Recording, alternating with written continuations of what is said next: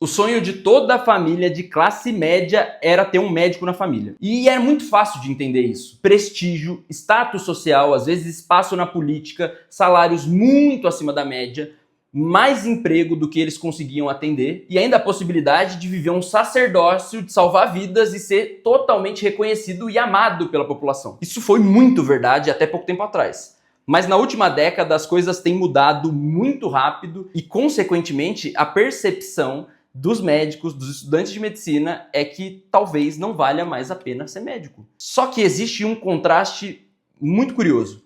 Eu conheço alguns poucos profissionais, talvez menos do que 1% dos médicos, que parecem viver dentro de uma bolha.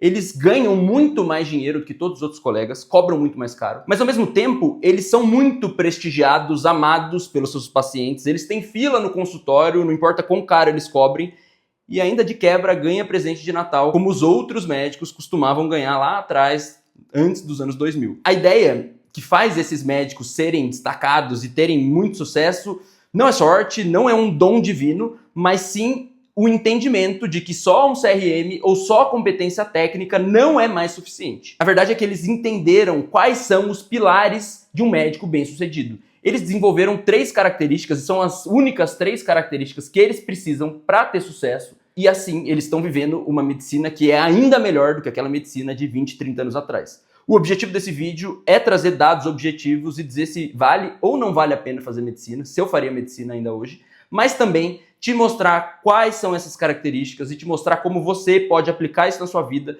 para que você que está no início da carreira ou está frustrado com a medicina consiga viver uma medicina diferente, bem-sucedida, com prestígio financeiro e prestígio social. Meu nome é Pedro, eu sou médico, sou cirurgião geral formado pela USP e aqui no meu canal você vai encontrar conteúdo sobre empreendedorismo, sobre finanças, sobre carreira médica e sobre educação. Se você não quer perder nenhum conteúdo do canal, já clique em se inscrever e ativa as notificações para a gente não perder nenhum vídeo. Em 1988 foi promulgada a nossa Constituição, a nossa Carta Magna, e lá diversos direitos que antes não existiam foram criados, mas aqui eu vou me ater ao que eu entendo que é saúde.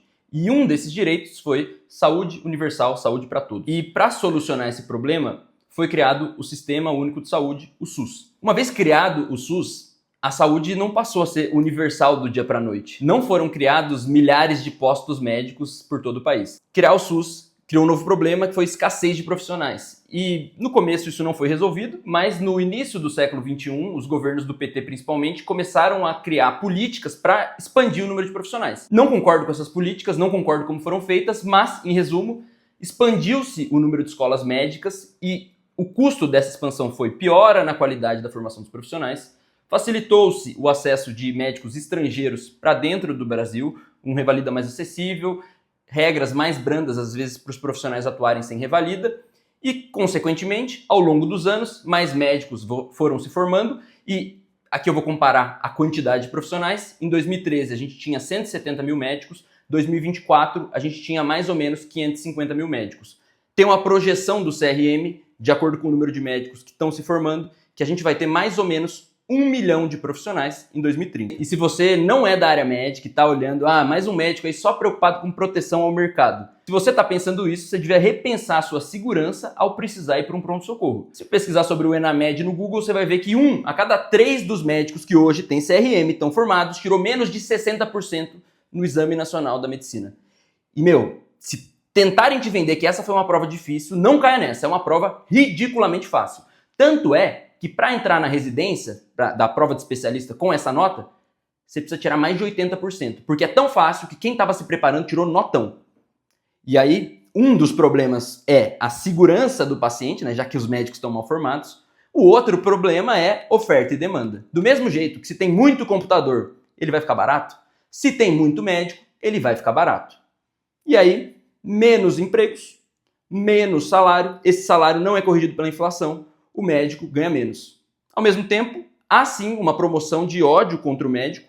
Muitos dos problemas da saúde não são culpa dos médicos, mas para o político é muito mais cômodo falar que o médico é preguiçoso do que resolver o problema, do que parar de desviar a verba da saúde. Então, campanha de ódio contra os médicos. E aí, médico ganha menos, médico não consegue emprego e o médico é odiado pela população e violentado. E nesse processo, eu falei, será que é uma percepção subjetiva minha? Ou será que realmente isso é embasado em dados, né? Porque uma coisa pode ser minha impressão, mas eu posso estar numa bolha, eu posso estar vendo o que não é verdade. E aí eu fui pesquisar e analisar os dados tanto salariais quanto de violência. Então primeiro vamos falar do que todo mundo quer saber. Dinheiro.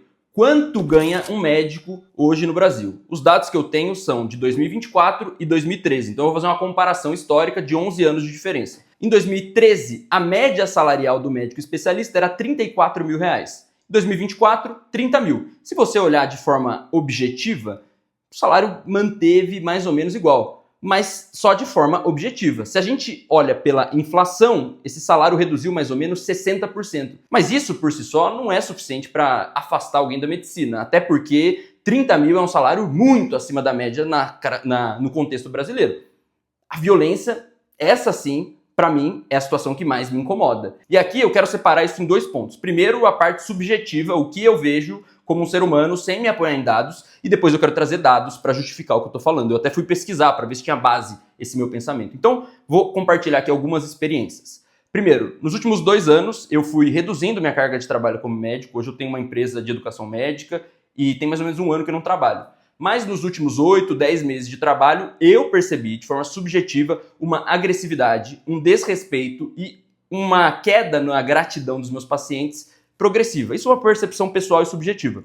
Coincidência ou não, no último plantão que eu dei, o último plantão da minha vida, eu fui ameaçado de ser agredido por um paciente. Eu estava atendendo lá no pronto-socorro cirúrgico um caso que eu não me recordo qual era, e um paciente começou a esmurrar a porta e questionar que estava demorando para ser atendido. Ele estava há 20 minutos na fila de espera, ele tinha tomado um soco na cara, e eu simplesmente falei que ele tinha que esperar, fechei a porta, e aí ele começou a esmurrar a porta de forma muito violenta e muito agressiva e falou que ia me agredir.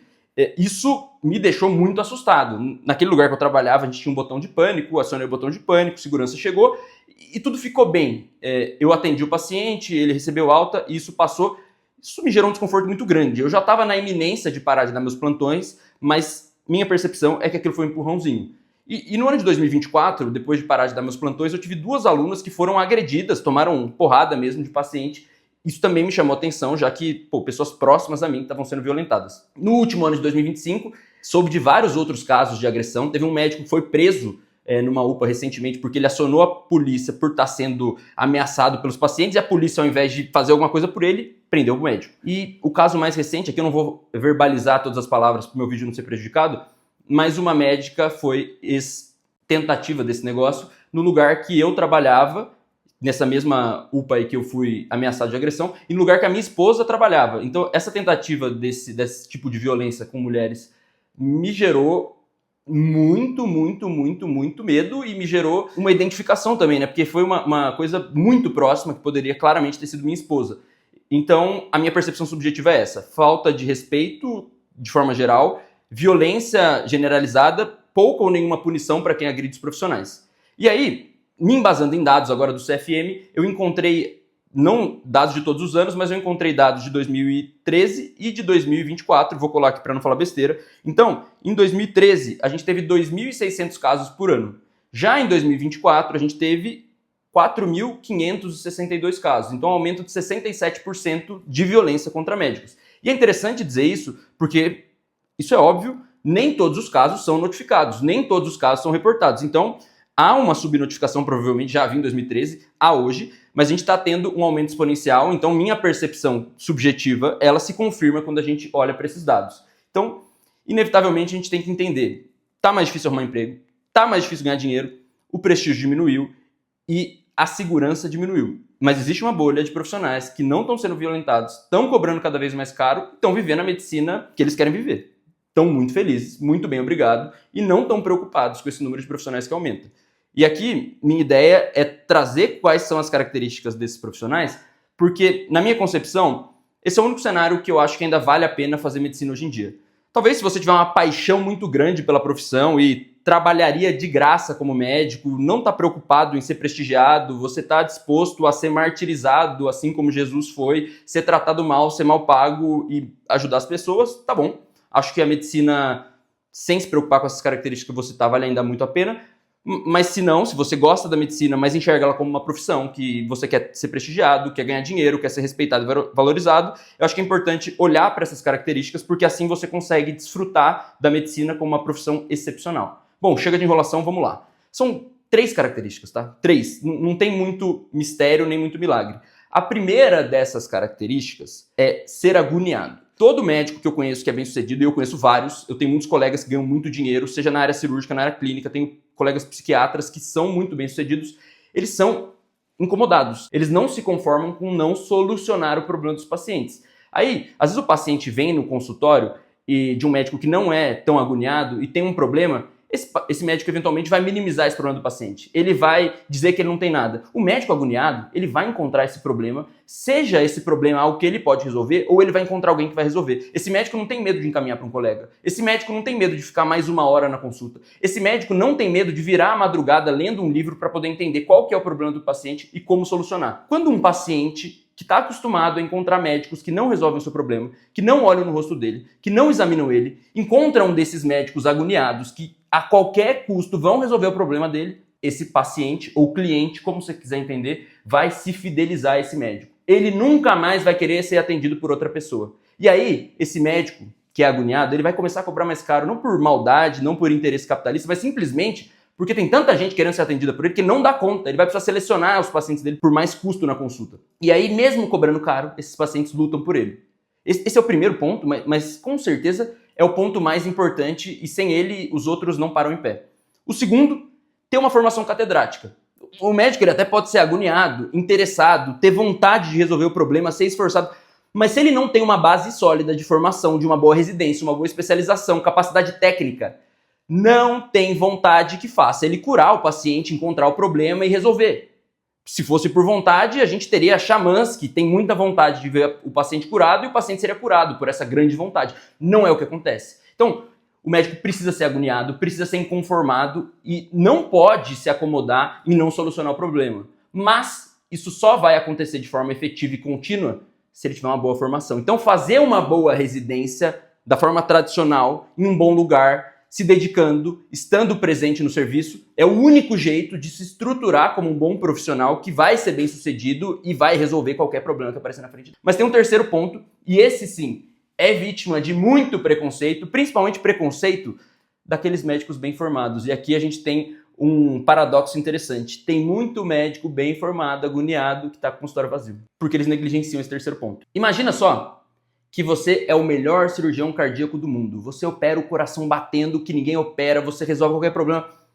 Mas se você não tiver um paciente, ninguém vai saber que você é o melhor do mundo, e você não vai operar nenhum coração, e você não vai resolver problema de ninguém. O terceiro ponto é entender que a comunicação, a capacidade de articular ideias, concatenar palavras e conversar com seu paciente é fundamental. E isso entra junto com marketing em rede social. Cara, você é um produto, você vai ter que se vender, você vai ter que vender o seu serviço. E se você não entender isso, você pode ser o melhor médico do mundo, que você não vai ter espaço.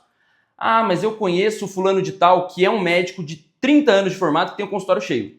Esse cara teve uma grande vantagem que você não vai ter.